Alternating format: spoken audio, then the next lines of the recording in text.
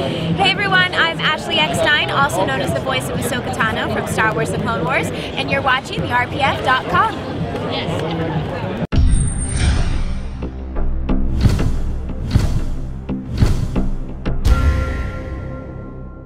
Star Wars Chick here for the RPF.com. I'm at Comic-Con 2011, and this is the Prop Store of London. This is Tim. He's a general manager at Prop Store of London. And Tim, will you walk us through some of the incredible pieces that Prop Store has here at Comic-Con 2011?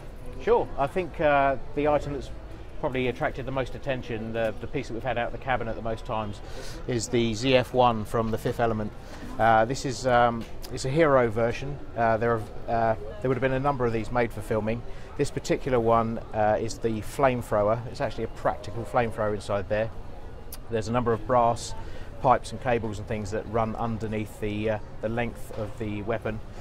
It lights up. It has no other functionality other than the flamethrower element of it, but it's caused a great deal of excitement this weekend because we've never shown it off publicly before, and there's a number of guys here that in the Replica game that have been making this and experimenting over it for months and months, and they finally get to handle a real one. They've had the measurements out and the cameras and everything, so it's a pretty exciting piece.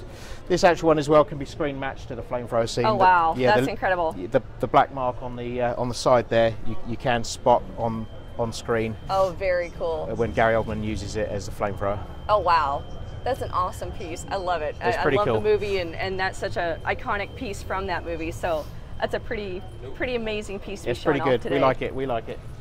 So Tim, tell me about some of the pieces that you have here from Aliens 3. Okay, yeah, this is the Adolescent Puppet. It's one of the most recognisable pieces from Alien 3 that we purchased. It's very distinctive. The markings on the dome. The main body is made out of foam latex, and it's in pretty good shape still. There are a number of also tubes and cables in there to power and function various things on screen. It's a pretty amazing piece. Yes. Has any restoration been done on it at all, or is it still very original? little? This has just been preserved, steadied, and put onto a display stand. It looks incredible. That's a great piece to be showing off, and I love Aliens, so super well, cool. Yeah, everybody likes this one. All right, so you've got another piece here from Aliens. Yeah, I like this one a little bit more. This is the Facehugger. This is a pretty elaborate piece of kit, as you can see. We actually had the guy in yesterday who was part of the team that made this, and he said there were 5 different people controlling it. Wow. Each guy had two fingers to control, and then another guy had the air sacs, and I think another guy had the tail or something. But this thing was took a very long time to make. You can see all the servos, all the animatronics, all the cables are all still here. The guys that built this just prefer to have brand new material for each item, for each shoot. They don't want to use second-hand pieces just in case they're going to let them down. It's in amazing condition.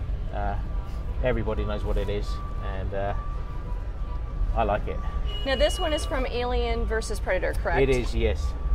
It's amazing that something so small is so complicated, and there's so much that goes involved. It's amazing. I'm really surprised that they try to do all of this in one puppet. Normally they'd have one puppet that would do one thing and another puppet that would do something else. So they've obviously had something very specific in mind for this one, and I dread to think how many hours of work went into building this. So Tim, everybody loves Raiders, and I see you guys have an amazing piece from Raiders of the Lost Ark. Tell us a little bit about this piece. Yeah, we really like this. This came from a crew member that's had it since filming.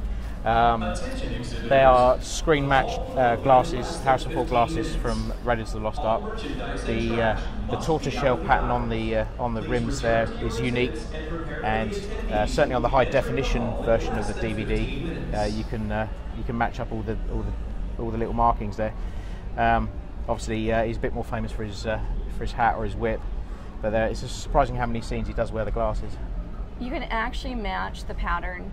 Yep, you can see it's difficult because you've got light refraction as well, and it's not the easiest thing to do. That's crazy. But, yeah, you can spot enough detail there to make them unique. That's fantastic.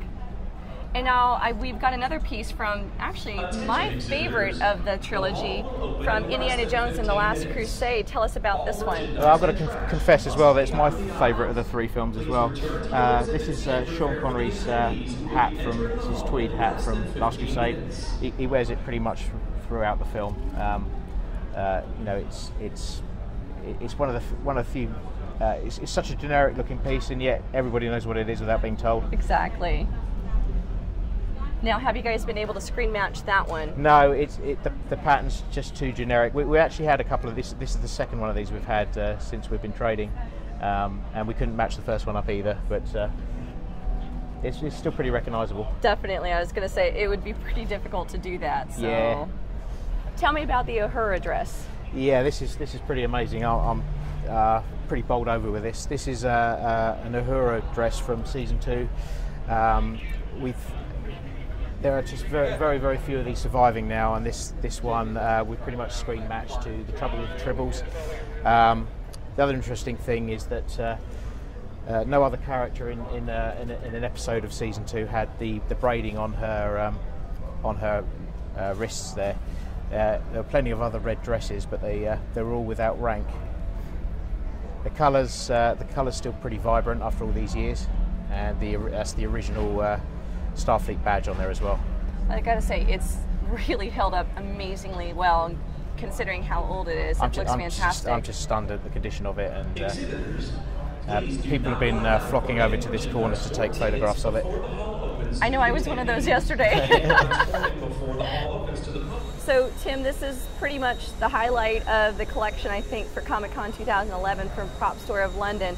I know I walked by yesterday and found your booth, and as soon as I saw this, I just got a great big smile on my face because I knew exactly what it was, and it's a beautiful, beautiful piece. So tell everyone about this particular piece. Yeah, it's freaked a few people out, this one. We've put it on the corner of the booth where the main traffic comes past, and it has generated a bit of a buzz. As you can see, this is Khan's tunic from Star Trek II, The Wrath of Khan. It's Ricardo Montalban's jacket. It's in amazing condition still. All the distressing and everything on there is all studio done, because obviously he gets a little bit beaten up as the movie progresses. There is very little I need to say about this.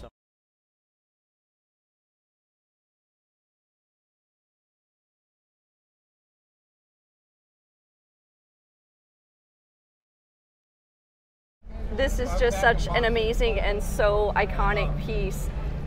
I just simply love it. It's fantastic. Yeah, it's so Star Trek. It's yeah. It's funny because there's not actually much of it, but everybody knows what it is. Yep, and exactly. Everybody loves it. Well, and I think this is pretty much, I would say at least for the most part, most people's favorite Star Trek movie. I know it's mine for sure. So, right on.